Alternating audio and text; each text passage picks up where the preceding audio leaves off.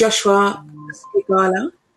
And Joshua Scigala is the co-founder of Vaultoro, which is first real-time Bitcoin gold trading engine on the market. And he has now gone into the DeFi space and is building a decentralized lending platform run by DAO that focus on hard and soft assets as collateral. Thank you very much, Lavinia. That's it's really nice to be here. And thanks to all the people that have come along to view this great conference. So my talk is called The Hard Truth of One-to-One Backed Stablecoins and Why Algorithmic Stablecoins Are the Future. And you know, the funny thing is that I got into Bitcoin a long time ago. And so I've been a Bitcoin maximalist, as they say, I guess, for a long time. I've been really for Bitcoin. And in fact, you can find a video of me in 2011 telling people that it's not a scam. I don't know if you guys can hear this. But anyway, what I wanted to say is that I've been telling everyone, oh, okay, you can't hear it, thank you. So I've been telling people forever that it's not a scam. It's that it is not a Ponzi scheme, that it is a rare asset. And I guess you can type in Bitcoin is not a scam, it's the future. Maybe you find it, I don't know. It's a pretty old video, but it'll show up. And my username there was Jamin Unit or Jamin Unit. So what I meant to say here was that it for the longest time been telling people that it's not a scam. And now the sad thing is there's so many scams in the DeFi space that I spend my whole time saying DeFi is not a scam. It's an amazing technological advancement. So to really understand where we are and why these one-to-one stablecoins like Tether or USDC or some of these other stablecoins that are coming out like anything, like they're everywhere, is we need to go back a little bit of time to see what's wrong with these stablecoins. So where did money come? Where did paper money come from? Why did we start using paper? And you know, back in the very, very, very early days when everyone had big pockets of silver, you know, the gold was for kings and queens and such, and really silver was for the people. So you didn't want to walk around with all that silver because it's damn heavy and it's just unruly. So what you would do is go to a large vaulting facility. The famous one, of course, is the Rothschilds vaulting facility, and they would give you a receipt for that gold. So you get a paper receipt. Here you go. And instead of going back to the vault every time you wanted to go buy a watermelon at the markets, you would actually just spend the receipt, right? You take the receipt and you'd give that to the person behind the counter, and after a while, different denominations would happen. And what these vaulting facilities quickly realized is that not everyone's going to come and get their gold at the same time, so we can start giving loans out to people. So they started writing receipts and asking for interest from it.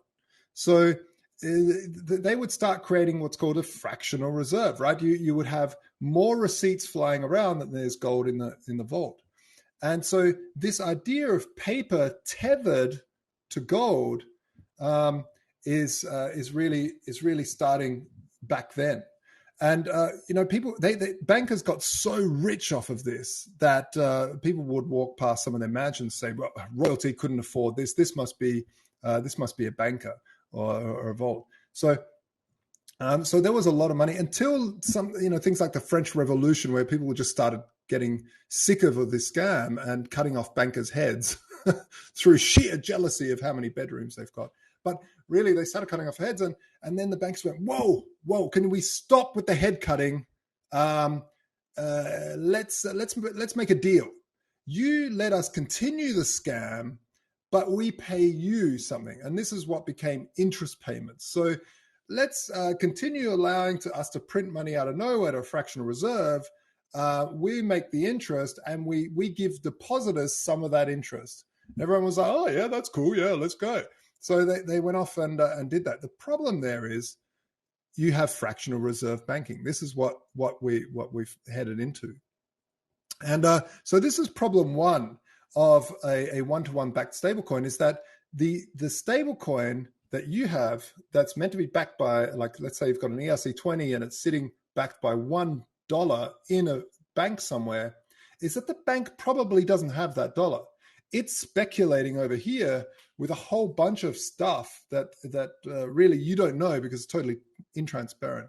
And so this can go terribly wrong, like it did in 2008 in the financial crisis. So problem two is that you can start to buy rare numbers, meaning Bitcoin and Ethereum, with infinite numbers that they print out of nowhere. So Tether and USBC, they could actually be printing in the background and buying some of these rare assets and causing the price to go up or down, dumping it however they like, because they can print this thing and people and they know that people will accept it for their precious Bitcoin. It's amazing. So this is a risk. This is an attack vector on Bitcoin, and we've got to be careful with that. Problem three with one-to-one stablecoins is that there's three counterparty risks. So you have the coding risk, where this first image means that the code, this is a risk that is on algorithmic stablecoins as well. And it's across the entire cryptocurrency space, right? You've got to trust the wallets. You've got to trust the code, that there isn't some bug in the hardware wallets, in the software wallets, in everything. There are some very, very time, this happens over time. It gets better and better. So for instance, some of the early Bitcoin paper wallets are pretty secure because, we've had, 11 years of having these paper wallets, and that's really they've never been hacked. So time fixes this problem. But for these one-to-one stable coins, you've also got the Tether company. This is this middle slide here.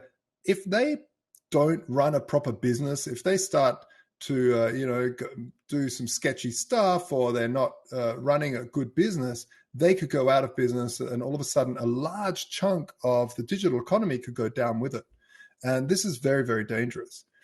And the third counterparty risk is the bank that's holding all of this money could also go belly up. So we saw that 2008 again. This is Lehman Brothers, the biggest investment bank in the world at the time. Friday they were there. Monday, these two gentlemen took the sign and wanted to head over to auction it off because it was worth more, because they were broke. So,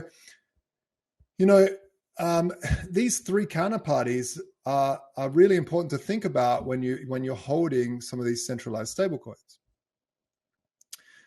Problem four is the regulation and power grab of governments. So as if we look at the numbers in the DeFi space, it's now turning over a larger volume than all of fintech put together. And this includes some of the big unicorns like Venmo.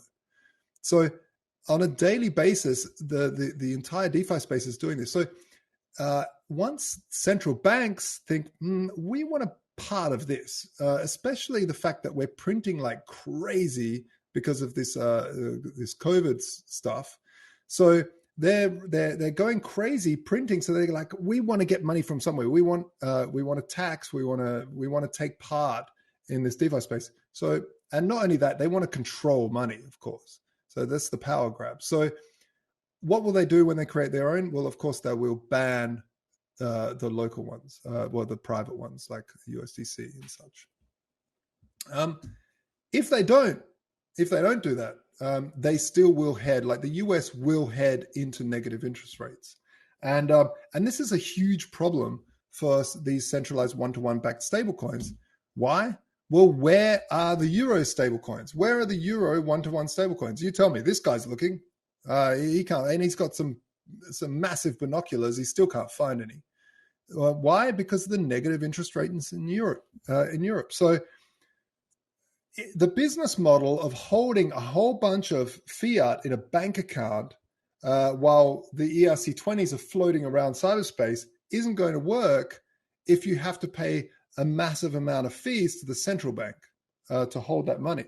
So this is why there's a large amount of dollar one-to-one stable coins, but not euro stable coins. So this takes me to algorithmic stablecoins. Here's where we see an algorithmic stable crane. It's a stable crane. It's an algorithmic stable crane because actually it looks kind of unstable, but that's because the camera is pegged to the boat. And if you took the camera and sort of floated it from a helicopter, you would see that the boat is moving like crazy and the crane is absolutely still. And it's being done by these hydraulics here, which are algorithmically moving to the beat of the waves, to the movement of the waves. And the waves have a lot of chaos, right? So just like that, the algorithmic stablecoins, what they try to do at a pure level is try to bring down the volatility of crypto by pegging it to a currency like a fiat currency without any backing, without any one-to-one, in the bank, I promise to always pay $1 for your ERC20 sort of backing. And so when you have these algorithmic stablecoins, what you try to do is change the interest rate in a private sector to always peg this. And there's different mechanisms for this. The MakerDAO was one of the first, and the MakerDAO was an extraordinary project and test in the theory of this. So the algorithm in this case is more people voting on the interest rate. So what you would do, for those that don't know about the MakerDAO, is people, instead of selling their Ethereum to go and buy a car, they would put it into a smart contract, and the smart contract would then take half of the value of that. So it's over collateralized. You've got more value locked up in a smart contract that only you have access to.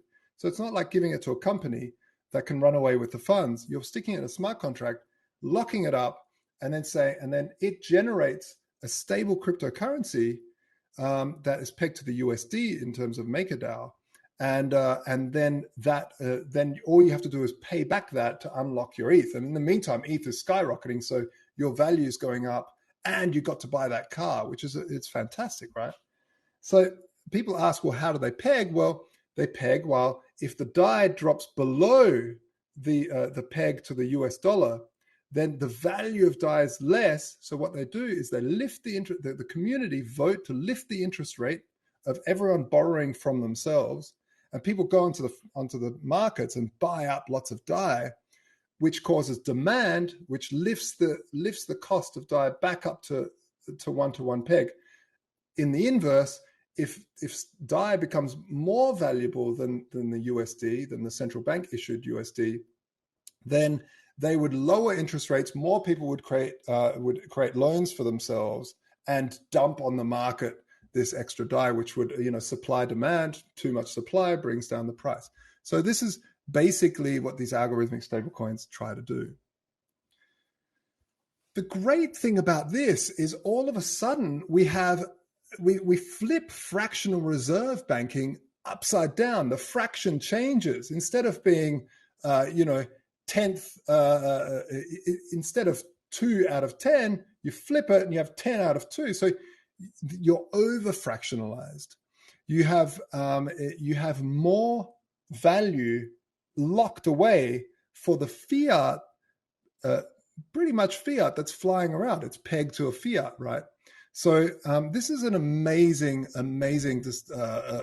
step forward in freedom and also in the structure, the fundamental structure of money. Algo stablecoins have one party risk, and that is the code. The code, it's a fairly complex smart contract. So the code really has to be audited a lot.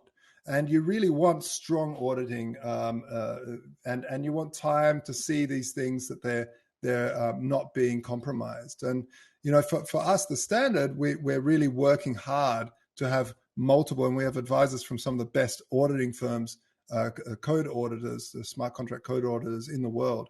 So this is a really important thing to have a look at. The thing with the standard, what we try to do, and I'll talk a little bit more about it later, but we also allow you to collateralize physical assets like gold bullion.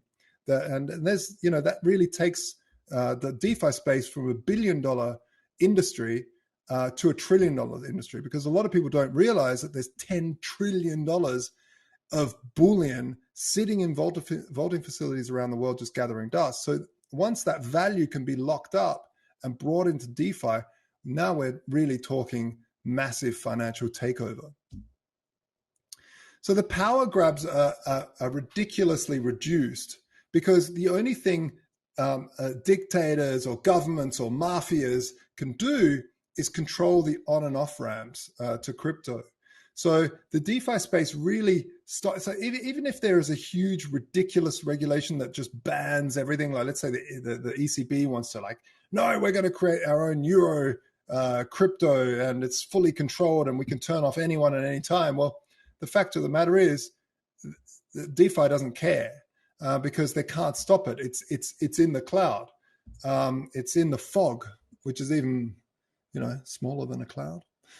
So yeah, it's very, very important step in decentralized finance, and a lot of people would say DeFi started with Bitcoin in that sense. Negative interest rates become a good thing with decentralized asset-backed credit lines. So if you take a loan out, a lot of people don't realize, but you take a loan out, and if you're living in an inflationary environment, let's say you buy a car with something, you take a loan out for 20 grand, you buy your car, you've still got the Ethereum and the gold, and then 10 years later, that same money that you took out and borrowed for a car now buys you a carton of milk. You're effectively paying your loan off with a carton of milk, and you've got the underlying assets inside. So negative interest rates, which create inflation, actually help you in this environment, which is a really, really interesting use case. The other thing is that when you borrow money from yourself, you're actually not selling the underlying asset, so you also don't get hit with capital gains tax. So what we try to do with the standard is to build a bridge behind DeFi and the physical world, like I mentioned, and this is not an easy feat. Like, there's a lot of companies that tokenize gold, and they're all scams. They're all scams. I've been in Bitcoin since a long time, and everyone has said, "Hey, Josh, you're the Bitcoin and gold guy." We started Vaultoro, the first gold vaulting facility trading with Bitcoin back in 2015. And all these companies come to me and say, "Josh, I've got this gold. We've got this gold. We sell gold to our clients. We want to tokenize it." Everyone keeps talking about tokenizing. I'm like, you can't. If you do, you're scamming them. Why? Because if I hold a bunch of your tokens and I die or I lose my private keys, then you are paying, the vaulting facility pays for the storage facility for forever, because I've lost the tokens. And you have to pay for the insurance, the auditing, the men with guns, the big fat doors. All of this have real world costs. So by what you do with the DeFi, though, is what we've done here differently, is that the gold gets tokenized into a smart contract. And that smart contract, I've got access to. I'm the only one with access to it. But that smart contract pays every month the vaulting facility for the insurance, the auditing, the people with guns and the doors, right? So as that smart contract's paying, it doesn't matter if I die or if I lose the keys, the smart contract keeps on paying. So this is a really, really big step forward for any real world physical asset, because every single physical asset in the real world has what's called demurrage. I mean, there's even a word for it, demurrage, which means the cost of holding goods, the cost of holding assets. And so to be able to pay those, you need this function. So not only can you tokenize the gold into a smart contract, which I can never get to, I can't take those tokens. They only sit in that smart contract. And then I can lock that up and start generating standard euro, standard yen, standard peso, standard rand. We look to have multiple stable coins pumped out the other side. So I talked about going from $1 billion industry to $1 trillion industry. I want people to understand the number trillion, because a lot of people throw it around. Oh, $1 trillion. They just throw it around, right? So here's to put it into perspective. 1 million seconds is 11 days. That's 1 million seconds. If you counted 1 million seconds, you'd be there for 11 days. If you counted 1 billion seconds, you'd be there for 32 years. So already 11 days, 32 years, that's a big jump, right? 1 trillion seconds, if you sat and counted 1 trillion seconds, you'd be there for 32,000 years. So the number trillion is thrown around like crazy, but people can't grasp how big this number is. So compared to 11 days to 32,000 years, there's a difference.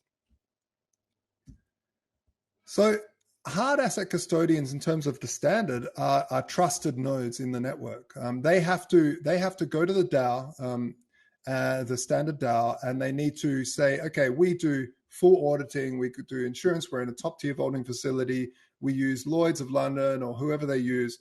And the DAO then does their due diligence and decides to let them on board into the network to become trusted nodes.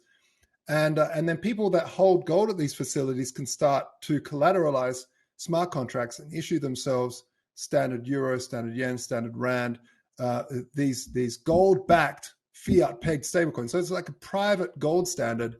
But not only that, they can also put wrapped Bitcoin or ETH or anything else in these smart contracts.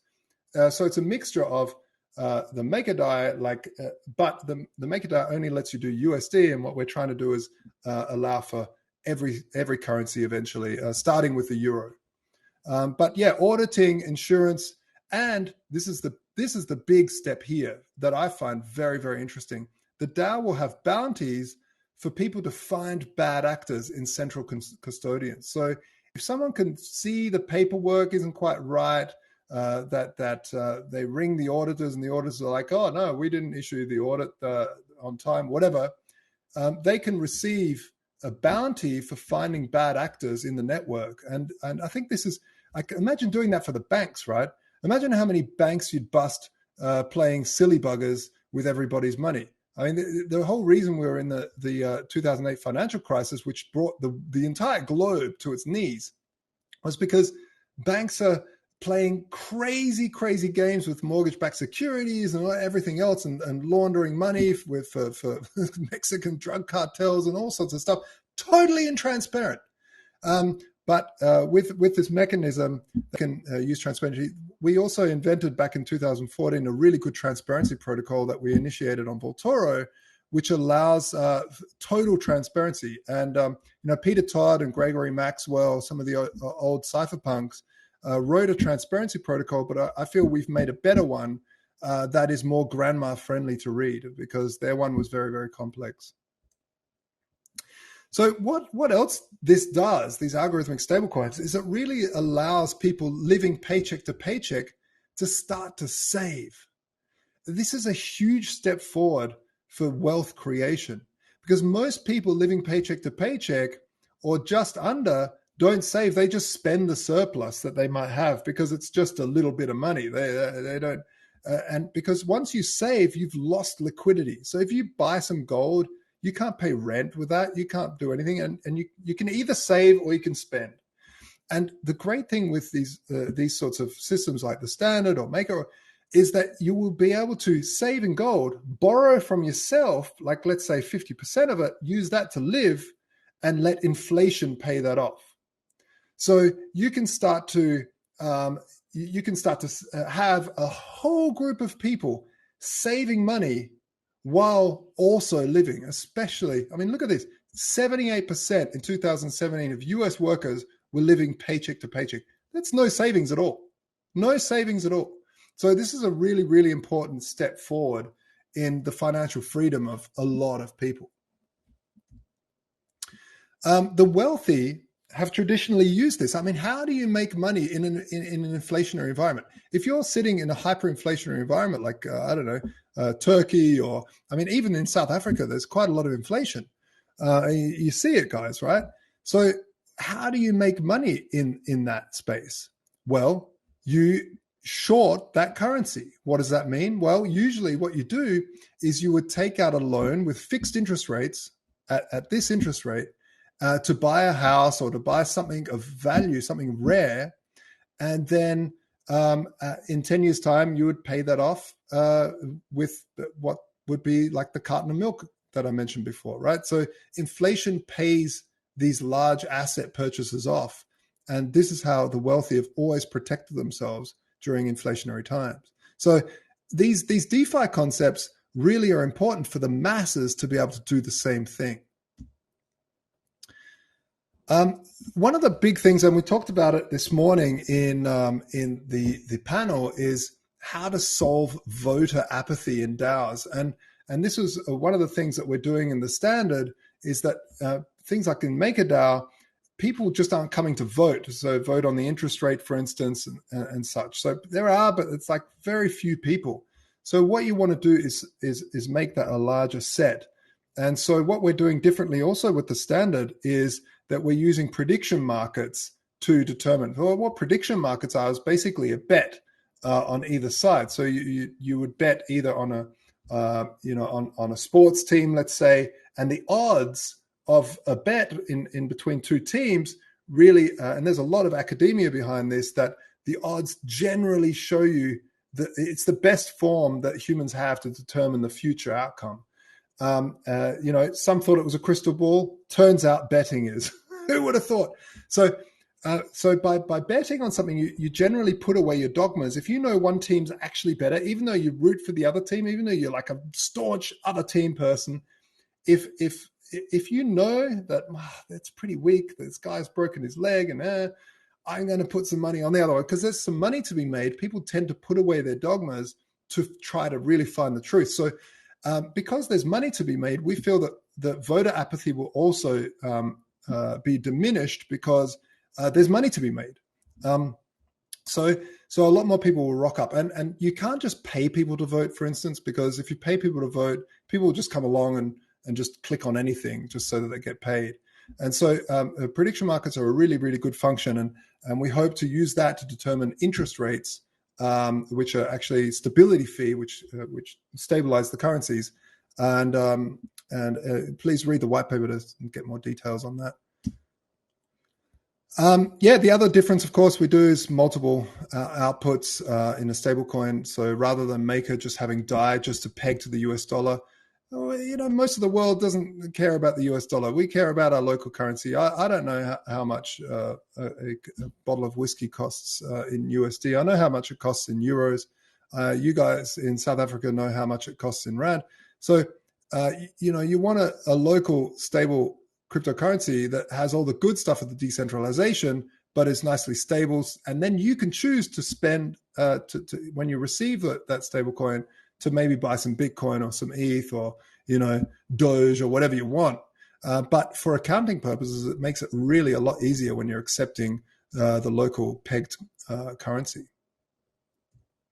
So that's my talk. I'm Joshua Scigala from The Standard and a co-founder of Vaultoro. If you have any questions, please feel free.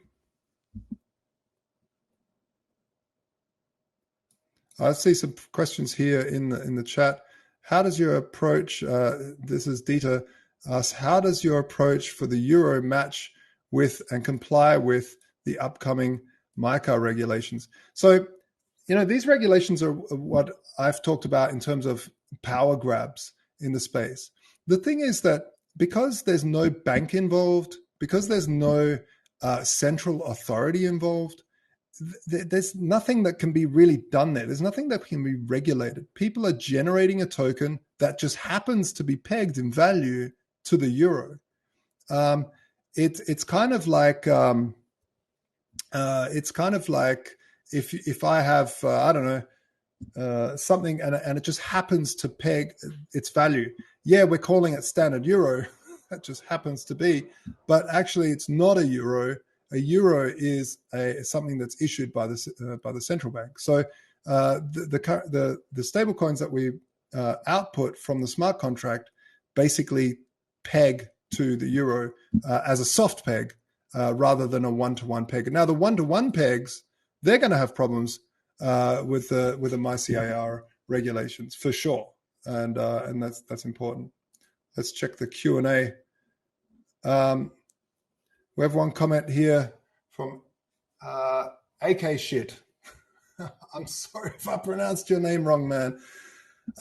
Tether Limited has never substantiated their claim of full backing through a promise ordered of their crypto reserves. Seems like we can't trust them completely. So what is the solution to this? Well, the solution is algorithmic stablecoins. You don't want to trust custodians or companies that are going off. Basically, we're just reinventing the banking system, which we've all got into crypto to get away from. So why would we do that? You don't want to trust these central authorities. They're not good for you, and they're not good for the entire space, because if they go broke, it's gonna be a bloodbath. Because you really want to move away from these large central units having so much control over the space. This is from Hillary, from user Shofar Hagador. Do you think CBDCs will be the new fiat, with government still controlling monetary policy with its inflation/deflationary cycles?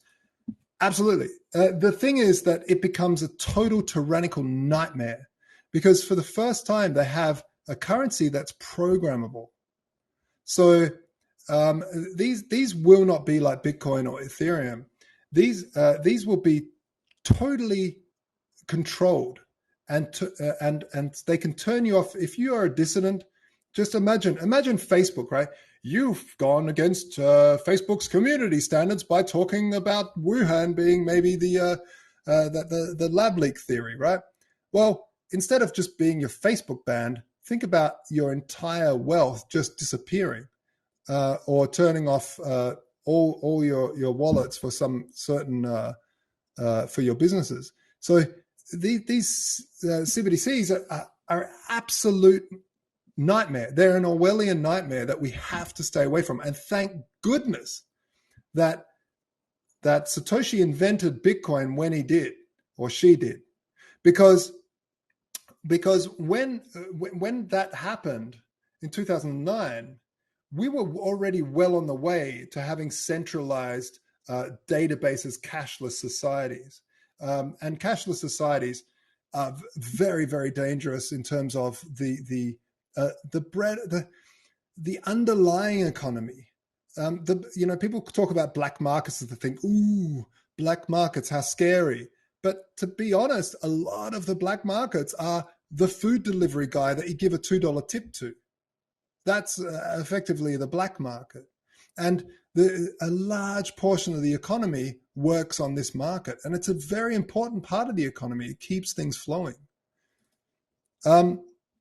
So yeah, it's a very dangerous move. And these algorithmic stablecoins are a way to be a counter to this trend. We have here from Naveen a great question. Can government of a country make decentralized stablecoins that equates to their fiat currency rather than just creating their own digital and cryptocurrency? Can governments make decentralized stablecoins that equates to their fiat currency rather than just creating their own digital? Yeah, sure they could. I mean, the thing is, governments are terrible at being efficient. Generally, they're very inefficient. They're bumbling. They spend money like there's no tomorrow and don't really get much back for it. There was this story in the UK where this company got the tenure for doing the COVID tracking and tracing crap, and they were charged like millions and millions and millions of pounds, and the whole thing stopped working abruptly.